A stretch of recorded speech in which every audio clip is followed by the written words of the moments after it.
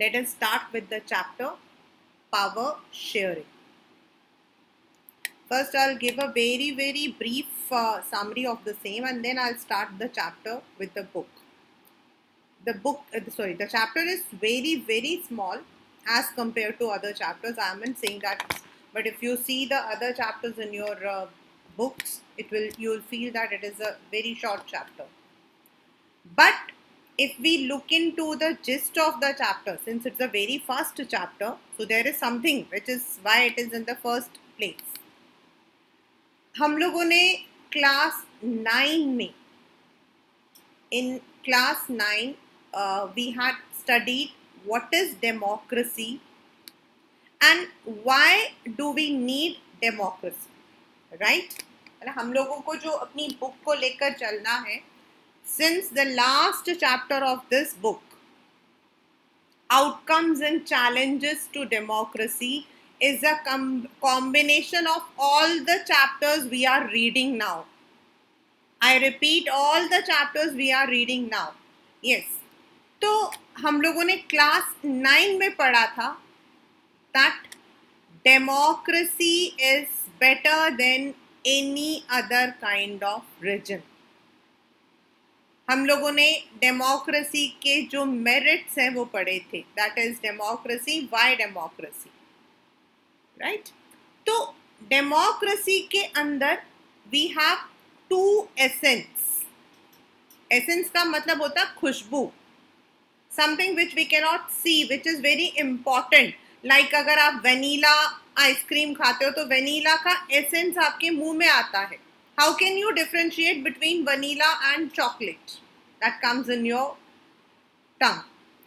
So there are 2 aspects.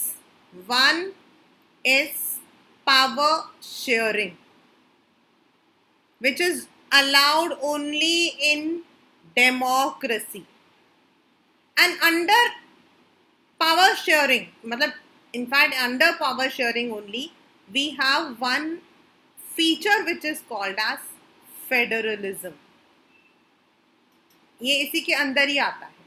So these 2 जो important है, मतलब अगर हम कहते हैं कि कोई चीज़ क्यों ज़रूरी है, हम फैमिली में क्यों रहते हैं, what happens in a family?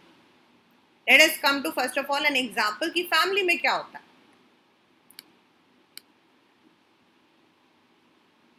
We all live together, right? We share some our burden. Like पापा ऑफिस जाते हैं, right? And mama, किसी की mothers are working.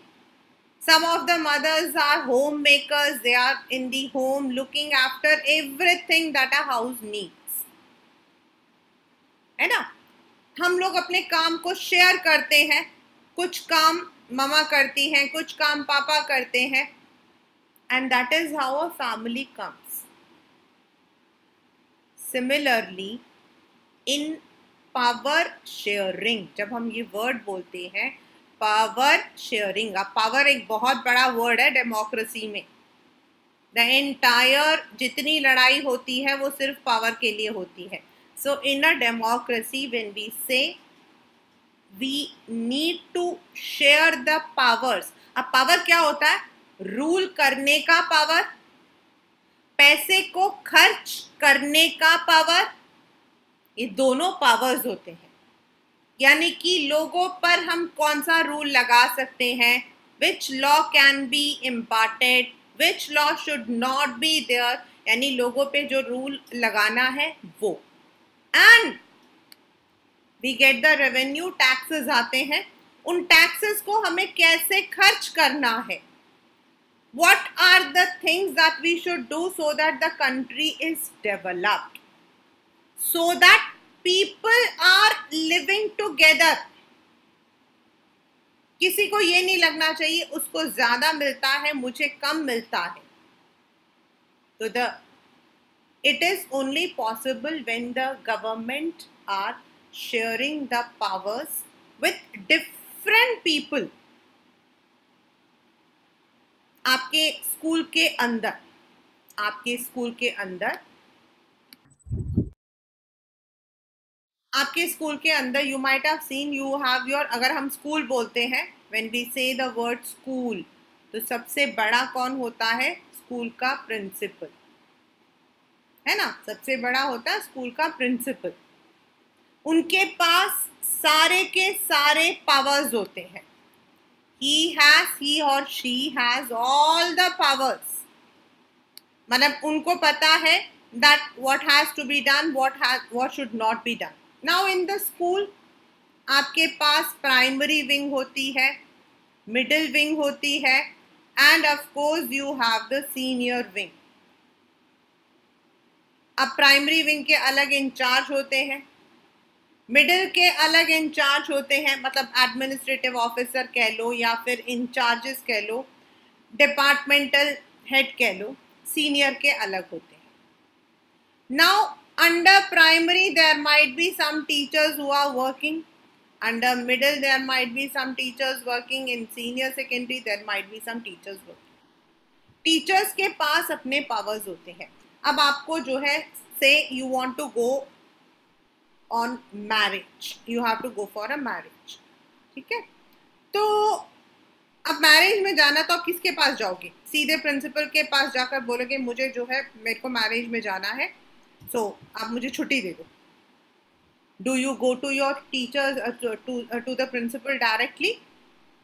No, we don't go to the principal। मतलब मैं मैरिज में बात कर रही हूँ, when you have to postpone or you have to evade your test, आपका टेस्ट है और आप टेस्ट को जो हो छुट्टी मार रहे हो, तो उस वक्त में what happens is you will be only telling it to your teachers। आप अपने टीचर्स को लेटर दोगे या फिर अपनी एप्लीकेशन दोगे, हाँ नाम लिखा होगा प्रिंसिपल का, लेकिन आप दोगे अपने टीचर को। If you have some bigger problem, थोड़ा इससे बड़ा प्रॉब्लम है जो टीचर नहीं सॉल्व कर सकती है, then the problem goes to the head of the wing, and if there is some very big discrepancy, कोई बहुत बड़ी चीज है, तो फिर हम प्रिंसिपल को बोलते हैं। Principal is responsible for the whole school. School में कैसे टीचर्स होंगे, स्कूल में क्या, मतलब कि how will be the structure like, school के अंदर what will be taught. Curriculum एक अलग चीज है, करिकुलम इज कॉन्स्टिट्यूशन रूल्स, मतलब कि हमारा कॉन्स्टिट्यूशन है कि हमारा सिलेबस यूनिफॉर्म रहेगा, but who will teach, how they will teach, सारा पावर हमारा प्रिंसिपल के पास रहता है।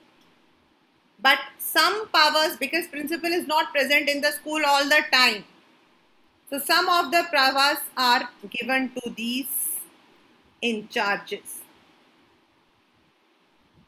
Similarly, an in charge cannot take all the responsibilities, तो कुछ आपकी responsibilities teachers को दे दी जाती है।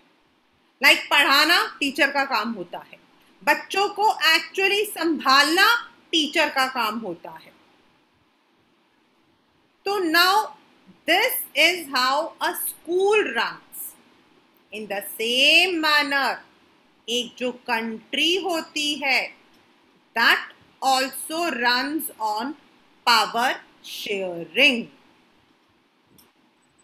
मतलब सारे के सारे जो पावर्स होते हैं वो आपके जो है, it will neither be with the prime minister nor with the president nor with the chief minister, it is shared with different people, and वो डिफरेंट पीपल में हम लोग भी आ जाते हैं, from citizens to the highest level of government।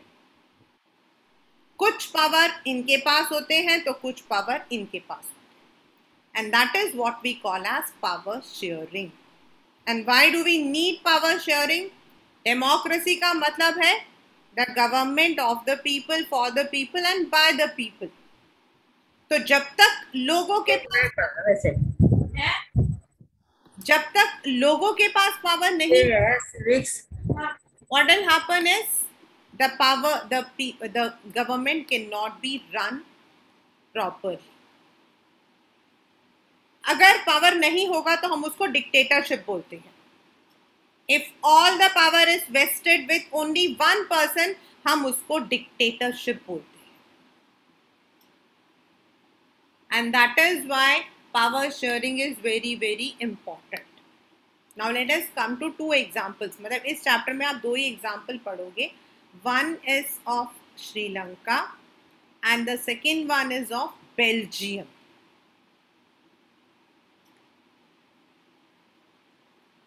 Now हम इन दोनों के बारे में क्यों पढ़ रहे हैं? बिकॉज ये दोनों कंट्रीज इंडिया के जैसे डेमोक्रेटिक हैं. Both of these countries follow democracy. इसीलिए हम इन दोनों के बारे में पढ़ रहे हैं. नाउ बेल्जियम एक छोटा सा देश है. मतलब हमारे इंडिया में तो हरियाणा भी उससे बड़ा है, उत्तर प्रदेश तो बहुत बड़ा है.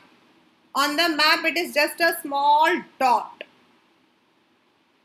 एंड बेल्जियम के अंदर आपके जो है 3 तरीके के लोग रहते हैं. मीन्स 3 टाइप्स ऑफ पीपल और स्पीक 3 अलग अलग लैंग्वेज बोलते हैं. One is the Dutch, second is the French and third is the Germany. Now अगर हम देखते हैं पूरे मतलब देश में, मतलब in Belgium, the number of people who are Dutch ये ज्यादा है. They are more, around 59%. French आपके only 40% and Germany only 1%. On the other hand, अगर हम लोग ये देखें, जो इसका कैपिटल है, बेल्जियम का जो कैपिटल है, जैसे दिल्ली हमारा इंडिया का कैपिटल है, वैसे बेल्जियम वहाँ का कैपिटल है. In Brussels, the number of people who speak French are more. Brussels में जो ये 40% लोग हैं, उसके मैक्सिमम लोग जो है वो ब्रसेल्स में रहते हैं. That is 80% लोग वहीं पे रहते हैं इन ब्रसेल्स. अब इसकी वजह से क्या है, लेकिन क्या है कि फ्रेंच वैसे तो कम लोग हैं, they are called as minorities, लेकिन yet they are rich, they are powerful. Whereas जो Dutches हैं, they are, even though they are more in number, but on the other hand they are not relatively so rich. इसीलिए French people का power ज्यादा रहता है.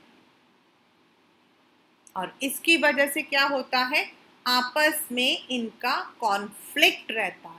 There are always conflicts between these two Dutch and French speaking communities. तो अगर conflict रहता तो क्या किया जाए, हाउ टू? तो बेल्जियम ने अपना कॉन्स्टिट्यूशन अमेंड किया कई बार. Many times they amended the constitution, जिससे डच और फ्रेंच दोनों ही खुश रहे. But there were still problems. अब आया सोल्यूशन और आपके बोर्ड का 5 मार्क्स का लड्डू वाला question. They adopted a model which is called as Belgium model or Belgian model. दोनों ही आते हैं. You can, मतलब कि in some books or sometimes it comes as Belgian model and sometimes it comes as Belgium model. They adopted a model of governance. Model of governance मतलब rule करने का उन्होंने एक मॉडल बनाया. What was that model? This is your 5 marks question, which is, I think, if this question, ये chapter आता तो इसमें से ये क्वेश्चन और जो भी मैं एक और करवाऊंगी श्रीलंका वो, एंड लास्ट एक क्वेश्चन. 3 ही क्वेश्चन आते हैं मोटे मोटे. Now in this Belgian model what they did is, जो कंट्री है बेल्जियम, उसको उन्होंने जो है, जो उसमें यूनियन गवर्नमेंट होगा, जो government will be ruling for the entire Belgium, उसमें हाफ representatives डच के एंड हाफ रिप्रेजेंटेटिव्स फ्रेंच के रख दिए। मीन्स अगर 100 मिनिस्टर्स हैं तो 50 ministers will belong to Dutch community and 50 ministers will belong to French community. ऐसा उन्होंने एक पहले फर्स्ट किया। सेकेंडली उन्होंने बेल्जियम को 2 हिस्सों में बांट दिया। मीन्स जैसे हमारे यहाँ स्टेट्स है ना, उत्तर प्रदेश, महाराष्ट्र, वैसे one was completely belonging to the Dutch, जो लोग डच बोलते हैं उनको, और दूसरा था जो लोग कंप्लीटली फ्रेंच बोलते हैं। और इसके जो मिनिस्टर्स होते हैं, हेड होते हैं, जैसे हमारे यहाँ चीफ मिनिस्टर होता है, डच वाले का डच रहेगा और फ्रेंच वाले का फ्रेंच रहेगा। तो जो लोग डचेस थे, they lived in this territory and those who are in the French, वो लोग फ्रेंच टेरिटरी में रहते हैं। थर्डली उन्होंने एक कम्युनिटी गवर्नमेंट बनाया, और इसमें ये जो कम्युनिटी गवर्नमेंट है, what does it mean? People belong to different communities also. एक है लैंग्वेज और दूसरा जैसे हमारे यहाँ कास्ट होता है वैसे कम्युनिटीज। और इसका जो गवर्नमेंट होता था, that would be chosen by the people over there, that will be chosen by the people over there. जो वहां के लोकल लोग हैं वो लोग उसको चूज करते हैं, जैसे हमारे यहाँ panchayat. And last but not the least, जो उनका कैपिटल है ब्राजील्स, उसमें अलग गवर्नमेंट है, सेपरेट गवर्नमेंट है। और इस गवर्नमेंट में भी आपके इक्वल रिप्रेजेंटेटिव्स हैं फ्रॉम बोथ द कम्युनिटीज। इस वजह से क्या हुआ? What has happened is it has reduced the conflicts. They also get some part, जो जर्मनी है, जर्मन से sorry, they also get some part, but maximum conflict इनको था, और इसीलिए they were given the powers accordingly to their population. और इस तरीके से what happened is they tried to solve the problems of the people living there. Now इससे क्या हुआ? What happened? फायदा ये हुआ कि जो झगड़ा पहले होता था, जो कॉन्फ्लिक्ट्स पहले रहते थे, that reduced. एंड ये जो बेल्जियम मॉडल है ये इतना सक्सेसफुल हुआ, मतलब this Belgium model was so successful that countries around the world started adopting that model, जैसे हमारे यहाँ पर भी है। और इस मॉडल को हम लोग फेडरल मॉडल कहते हैं, we call it as federal model. हमारे यहाँ तो पहले से ही है, but they adopted it later. So this way, Belgium was able to remove the conflicts, and this is possible only in democracy. Now they shared the powers. उन्होंने जो है power को share किया, means the power to rule the country, the power to rule their local people, the power to make law. Now let us come to another country, Sri Lanka. Sri Lanka, which is the neighbor of India, an island country. यहाँ क्या problem आई? यहाँ पर अगर हम देखते हैं तो around 74%, मतलब श्रीलंका बेसिकली पहले इसको हम सिलोन बोलते थे, 1970 तक इसको सिलोन बोला जाता था। It is Sri Lanka now, but it was Ceylon. And यहाँ पर जो वहीं के रहने वाले हैं, the people who are born and brought up in Ceylon, वो लोग रहते हैं सिन्हाला, उनको हम सिन्हलीज बोलते हैं, and they speak out Sinhala language. दूसरे इंडिया से बहुत सारे लोग, specifically from Tamil Nadu, Kerala, many of the people shifted there.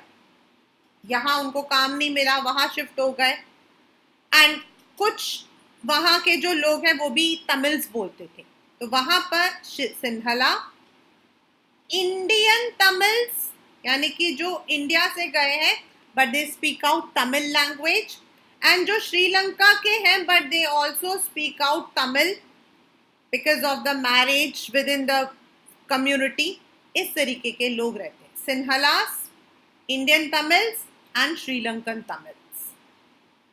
और इनका जो मतलब परसेंटेज है that is around 17% and the rest आपके जो है अदर। दूसरा, ये तो लैंग्वेज है। दूसरा, रिलीजन। जितने आपके सिन्हलाज हैं most of them are Buddhist, most of them are Buddhist. तो वहाँ बुद्धिज्म ज़्यादा प्रैक्टिस होता है। देन आपके हिंदूज, देन आपके Muslims and of course the Christians. इनके जो है मतलब ये जो है ये सब आपके कम है, दे आर इन लेस। और जब ये लोग कम होते हैं तो हम इनको बुलाते हैं माइनॉरिटीज।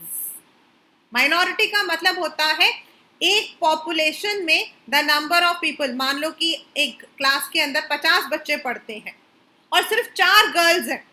इलेक्ट्रॉनिक इंजीनियरिंग में सबसे ज़्यादा नहीं, मैकेनिकल इंजीनियरिंग में सबसे ज़्यादा रहता है। मुझे स्टूडेंट्स बताते हैं 50 स्टूडेंट्स हैं मैम हमारे यहाँ पर और 46 बॉयज़ हैं और 4 गर्ल्स होती हैं, क्योंकि मैकेनिकल में नॉर्मली गर्ल्स नहीं जाती हैं, तो माइनॉरिटीज हो जाते हैं। उनको हम बोलते हैं माइनॉरिटीज, मीन्स उनका जो नंबर ऑफ पीपल है they are less. No I am just coming now. What happens is, अब क्या होता है, सिन्हला आपके ज्यादा हैं, they are in majority, whereas आपके Indian Tamil, Sri Lankan Tamils, they are in minorities. India got independence in 1947 and Sri Lanka got independence in 1948. ये मैं इसलिए इंडिया को याद करती हूँ क्योंकि इंडिया को हम लोगों को सबको याद रहता है। तो when did Sri Lanka get its independence from French? तो आपको बताना 1948, हमारे से नेक्स्ट ईयर। अब जब वहाँ पर आज़ादी मिल गई तो दे फॉर्म्ड 1956 में, दे हैड इनैक्टेड, एक उन्होंने एडमिनिस्ट्रेशन एक्ट बनाया, जैसे हमारे यहाँ कॉन्स्टिट्यूशन बना था, they also adopted an act. अब इस एक्ट में उन्होंने जो है, इस एक्ट में दे अडॉप्टेड मेजॉरिटेरियनिज्म, दे अडॉप्टेड मेजॉरिटेरियनिज्म। आपके पेपर के अंदर जो है मतलब एक क्वेश्चन आपका आता जो मैंने अभी आपको ऊपर बताया था, बेल्जियम मॉडल। तो आपसे कहा जाता what is the difference between the measures taken by Sri Lanka and Belgium. तो बेल्जियम ने लिया था अकोमोडेशन, जो उनका मॉडल है उसको हम बोलते हैं अकोमोडेशन, एंड श्रीलंका ने लिया था मेजॉरिटेरियनिज्म। कैसे? उन्होंने जो है व्हाट दे सेड इज, सिन्हलास जो मतलब कि उनका जो लैंग्वेज है that would B national language, यानी कि एवरीवन मस्ट लर्न इट। अगर आपको गवर्नमेंट में एग्जाम देना है, if you have to go for any course और एनीथिंग, आपको सिन्हला लर्न करना पड़ेगा। एंड उनका national religion is Buddhism. Third, जितने भी जॉब्स होते हैं यूनिवर्सिटी में या फिर आपके गवर्नमेंट में, उसमें प्रेफरेंस दिया जाता था सिन्हलीज को। जो लोग सिन्हला हैं, जो लोग श्रीलंकन्स हैं, उनको। एंड गवर्नमेंट की जितनी भी पॉलिसीज हैं they are all supportive to Sinhalas, not to Indian Tamils और द अदर तमिल्स। अगर हम श्रीलंका का मतलब कि एक ओवरऑल मैप देखते हैं तो कुछ पोर्शन यहाँ, एंड ये वाला जो पोर्शन है नॉर्थ ईस्ट वाला जो पोर्शन है, यहाँ आपके इंडियन तमिल्स रहते हैं और बाकी आपके जो है सिन्हलीज रहते हैं। ये जो उन्होंने स्टेप्स उठाए थे, the steps to adopt majoritarianism, again this is a 3 marker question और मे बी 5 मार्कर। इसकी वजह से वहां के जो तमिल्स थे, दे ऑल वर एलियनेटेड, मतलब उनको ऐसा लगा उनको अलग कर दिया गया है। आपके पेपर में क्वेश्चन आता है कि why were the Tamils alienated, या what steps did Sri Lanka take to adopt majoritarianism, या मतलब क्वेश्चन ऐसे ही आते हैं, what is majoritarianism, what were its main feature, तो आपके सबका आंसर सेम आता है। नाउ द तमिल्स ट्राइड, उन्होंने पॉलिटिकल लीडर्स को मतलब कि जाकर अप्रोच किया, उनसे बोला कि हमारे को भी राइट्स दो, because the Tamils were not having rights, but nothing happened, nothing happened. They took the protest, they took the rallies, कुछ नहीं हुआ। अल्टीमेटली वहां जो तमिलियंस रहते थे एंड जो वहां पे जो सिन्हलास थे, इनके बीच में हमेशा लड़ाई चलती थी, जिसको हम कहते हैं सिविल वॉर। उनका आपस में भी कॉन्फ्लिक्ट रहता था और उसकी वजह से उनका गवर्नमेंट से भी झगड़ा चलता रहता था। So there was a civil war situation in Sri Lanka. Now at that period there was one very famous political group called LTTE, Liberation of Tamil Tiger Elam। Eelam का मतलब होता है, मतलब तमिल में अलग स्टेट। दे डिमांडेड कि आप तमिलियंस को बिल्कुल अलग कर दो, हम अपने लिए रूल्स खुद बना लेंगे, लेकिन वो रूल्स वो भी नहीं माना गया। And it is said that they even, मतलब ये हम भी जानते हैं, in 12th standard political science it is there, they tried to ask help from the Indians, from the Indian government, लेकिन हम किसी के घर में जाकर उनको हेल्प तो नहीं कर सकते हैं ना। So the Indian government was not able to help. Ultimately it is said that Rajiv Gandhi, जो अभी सोनिया गांधी के जो हस्बैंड हैं, he was assassinated by the LTTE only because of this conflict, क्योंकि उनको लग रहा था कि इंडियन जो गवर्नमेंट है दे आर नॉट सपोर्टिंग, क्योंकि वो तमिलियंस थे। तो राजीव गांधी जी को मारने में LTTE का ही हाथ था। But the problems could not be solve, और अभी भी वो प्रॉब्लम पूरी तरीके से सॉल्व नहीं हुआ। Now these two countries, one is Belgium and the another one is Sri Lanka.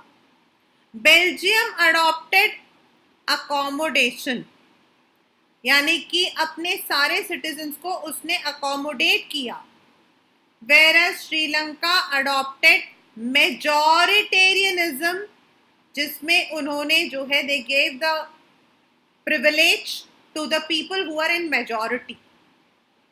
इनकी वजह से इनके यहाँ पर लोग जो है they are living in a happy life, यहाँ पर जो है civil war. So that is why, अगर इफ वी वांट कि कंट्री में सब लोग खुश रहें, then we should go for power sharing, यानी कि अकोमोडेशन। नाउ लास्ट क्वेश्चन आता है इस वाले का, तो then how can we share the powers, मतलब कॉन्स्टिट्यूशन में हम ऐसे क्या प्रोविजंस बना सकते हैं जिससे हम पावर को शेयर करें। This question comes for either 3 और 5 मार्क्स, 3 या 5 में से आता है ये। And these are the only 4 questions which are very important in this chapter. That is first is आपका बेल्जियन मॉडल, श्रीलंका का majoritarianism, difference between accommodation and majoritarianism, and of course power sharing.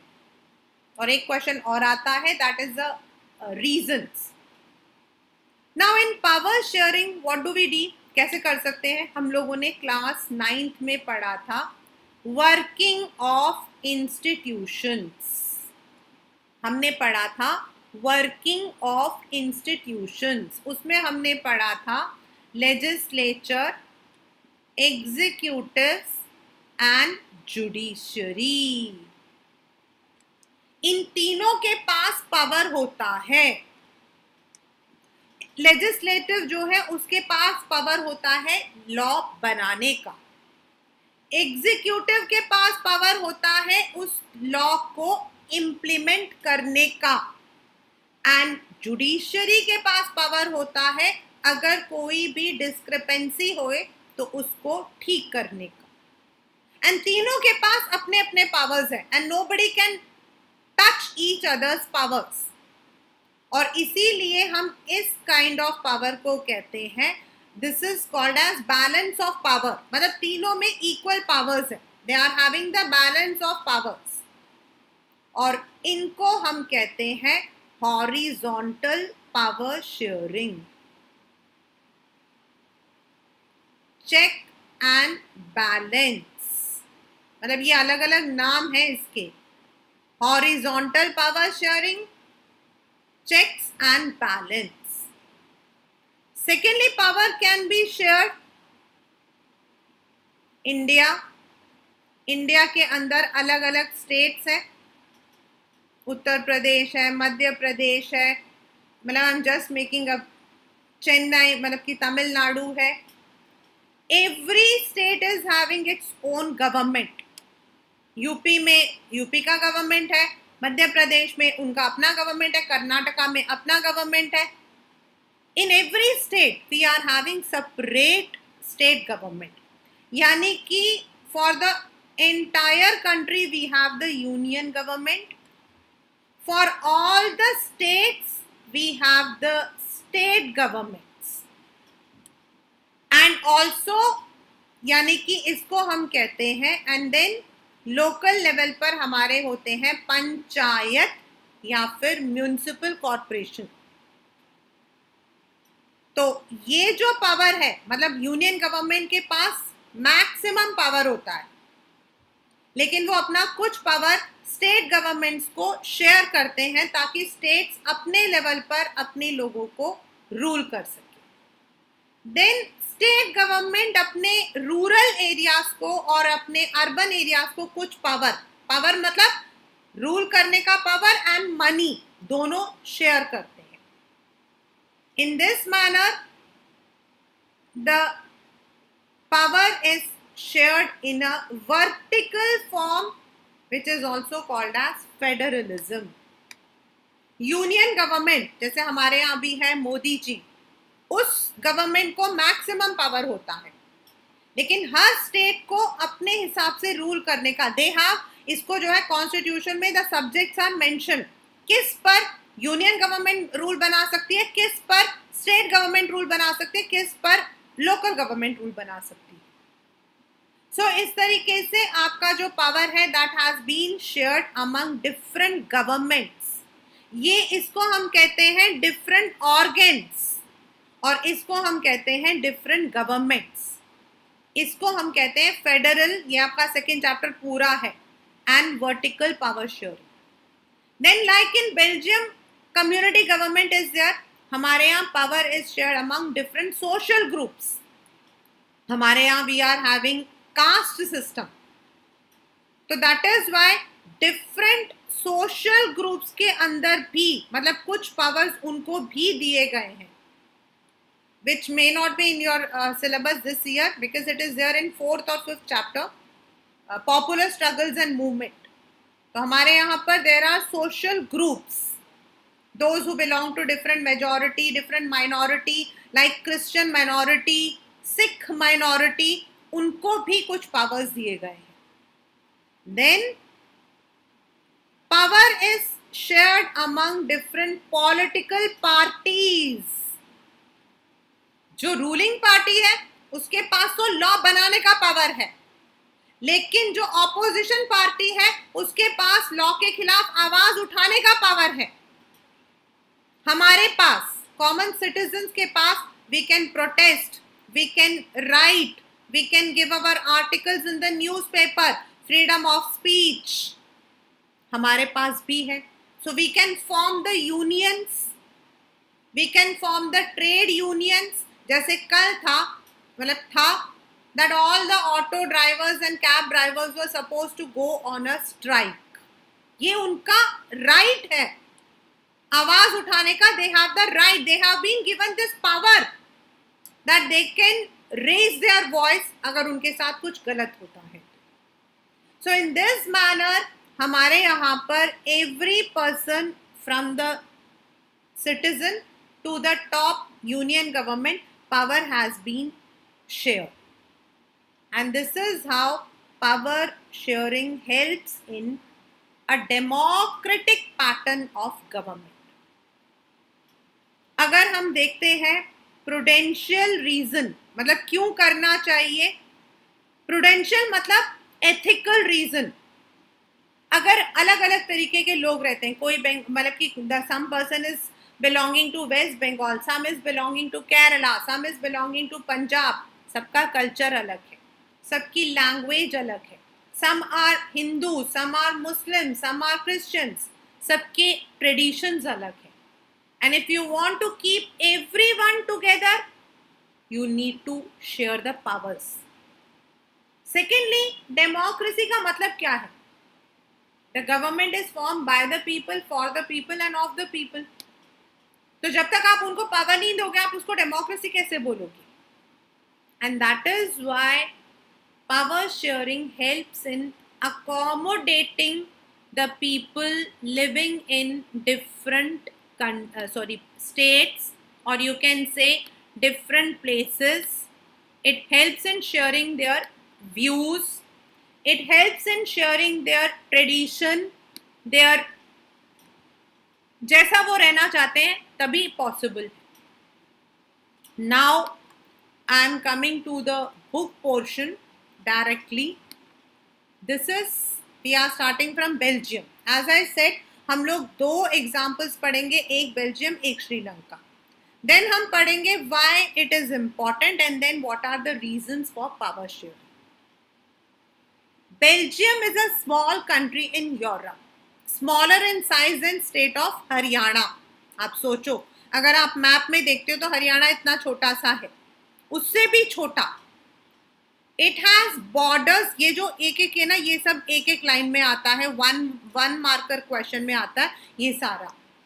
It has borders with France, नीचे की तरफ France है, then Netherlands, Germany right side में, and Luxembourg. It has a population of little over 1 crore, मतलब हरियाणा के population से आधा. वैसे भी यूरोप कंट्रीज में पॉपुलेशन बहुत कम है. The ethnic composition, ethnic का मतलब होता है बेटा ओरिजिनल, जो वहीं के बिलोंग करते हैं, is very complex. Of the 59 total population, 59% lives in the Flemish region and speaks Dutch. Another 40 lives in Wallonia region, मतलब ये जैसे हमारे यहाँ states हैं वैसे ही region है, and speak French. And remaining 1% speak German. If you come to the capital Brussels, ब्रजल्स के अंदर जितने फ्रेंच मतलब कि फ्रेंच है, 40% ऑफ द फ्रेंच जो है उसका 80% जो लोग हैं they live in capital Brussels, and 20% are Dutch speaking. The minority French speaking community was relatively rich and powerful. So this was resented by the Dutch speaking community who got the benefit of economic development education much later. मतलब इन लोगों को जो development था, education था, इन लोगों को जो government देती है सर्विसेज, वो सब बाद में मिला. This led to tensions between the Dutch and French speaking during 50s and 60s. और ये ज़्यादा था in Brussels. That is because वहाँ मैक्सिमम लोग फ्रेंच थे. The tension was more acute in Brussels. It presented a special problem. वैसे तो the Dutch represented majority, लेकिन कैपिटल ब्रसेल्स में वो माइनॉरिटीज में रहते थे. Let us compare this to another country, Sri Lanka, an island nation, India के पास. It has a population of 2 crores. Sri Lanka, the major social groups are Sinhala 74 and Tamil 18%. Among Tamil, वहां दो लोग हैं, Tamil natives of the country, that is Sri Lankan Tamils जो कि 13% है, और the rest were Indian Tamils.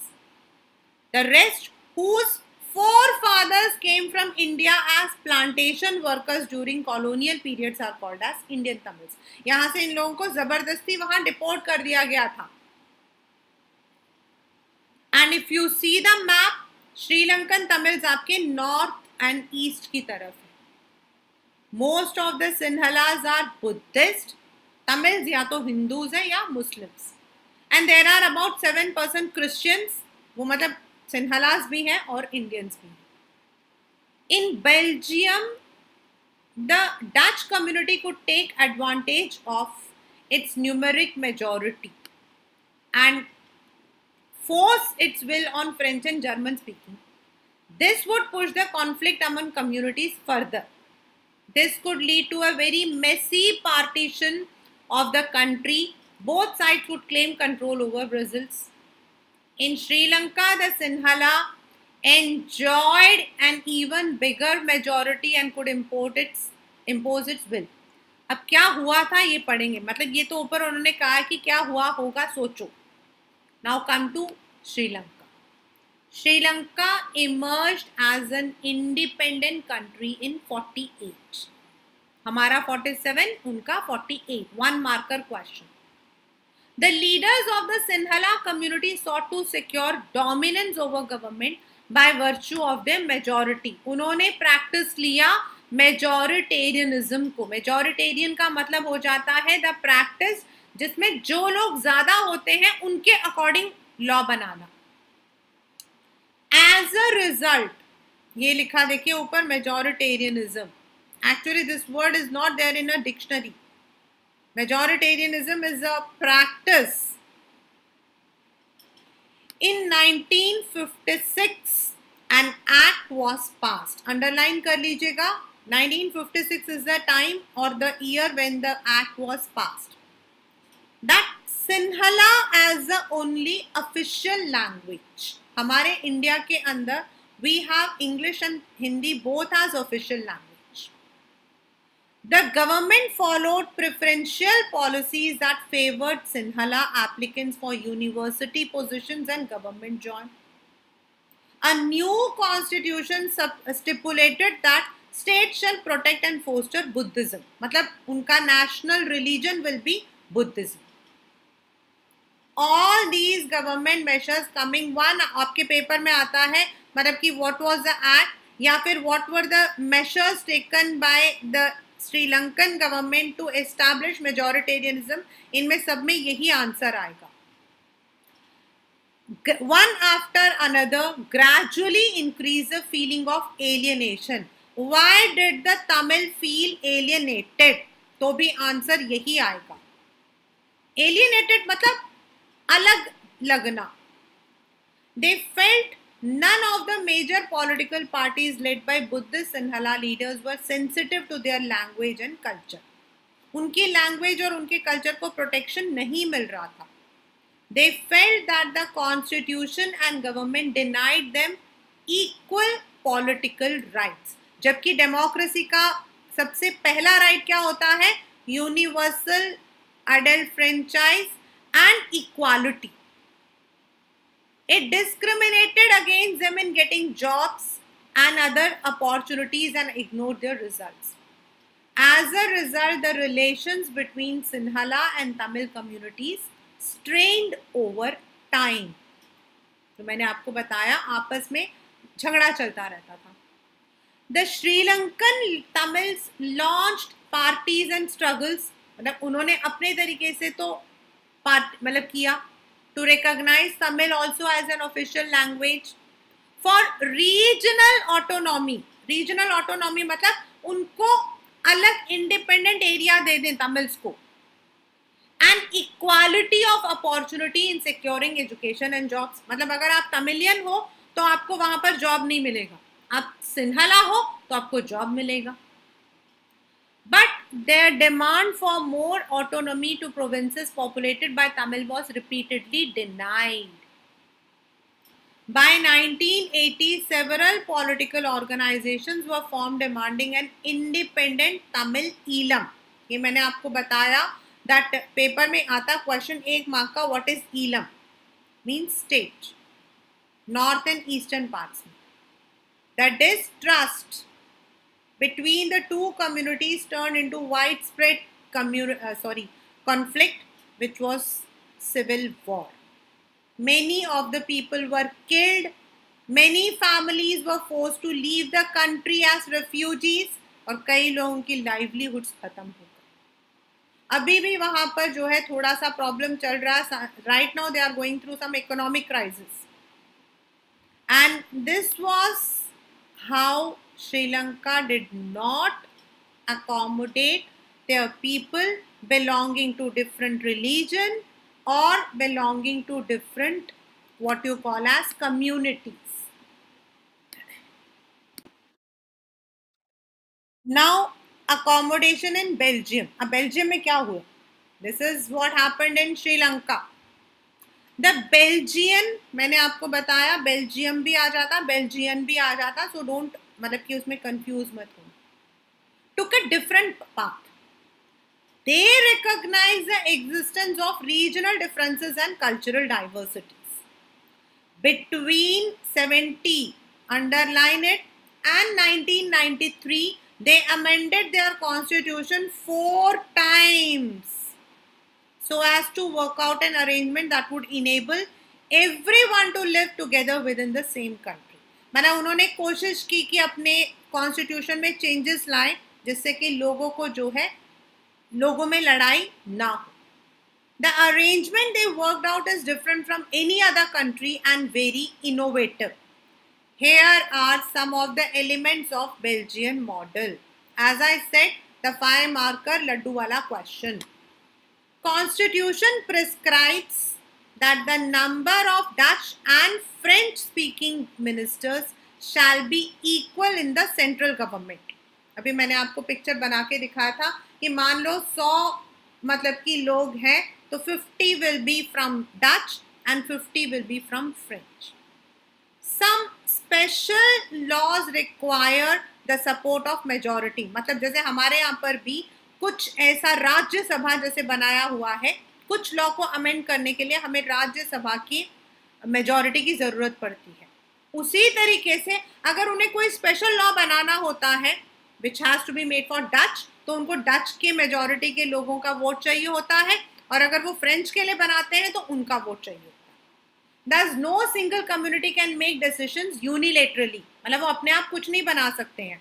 All the decisions are made together. जब ministers law बनाते हैं तो the law is made for all. Many powers of the central government has been given to state government of 2 regions. जैसे हमारे यहाँ अलग अलग states हैं, उनके यहाँ सेंट्रल गवर्नमेंट को ही 2 हिस्सों में बांट दिया गया, Dutch speaking, French speaking. Brazil has a separate government again जिसमें दोनों के इक्वल रिप्रेजेंटेशंस हैं. The French speaking people accepted equal representation because the Dutch speaking community has accepted equal representation in central government. क्योंकि Brazil में problem क्या थी, French ज़्यादा थे, लेकिन सेंट्रल गवर्नमेंट क्योंकि पूरे बेल्जियम में डच ज़्यादा है, लेकिन दोनों ने अकोमोडेट कर लिया कि ठीक है. See this is one of the photo which is made. मतलब देखो, एक फ्रेंच में लिखा हुआ और एक डच में लिखा हुआ. This shows they have accommodated. Apart from the central government, central and state government, there is a third kind of government which is called as community. और वो डच के, फ्रेंच के और जर्मन के, वो कहीं पर भी रहते हो, wherever they are living, this government has the power regarding cultural, educational and language related issues. हमारे यहाँ BAMSEF है, backward minority community. So you might find Belgium model is very complicated. It is very complicated even for people living in Belgium. But these arrangements are worked well so 4. They help to avoid civic strife between the two major communities and possible division of the country on linguistic lines. मतलब लड़ाई नहीं हुई जैसे आपके श्रीलंका में हो गई. When many countries of Europe came together to form European Union, ये मैं आपको जब I'll take up the next class, I'll tell you. Brussels was chosen as its headquarters. This is because इससे ये पता लगता है that Belgium accommodated whereas Sri Lanka majoritarian. What do we learn from these two stories? Both are democracies, yet they dealt with the question of power sharing differently. ये आपका आता है distinguish between. In Belgium, the leaders have realized the unity of country is possible only by respecting the feelings and interests of different communities and regions. Such a realization resulted in mutually acceptable arrangements for sharing power. Sri Lanka shows us contrasting example. It shows if a majority community wants to force its dominance over others and refuses to share power, it can undermine the unity of the country. यानी कि अगर हम चाहते हैं कि लोगों को मिलजुल कर रहना है, तो then it is very important that we share the powers.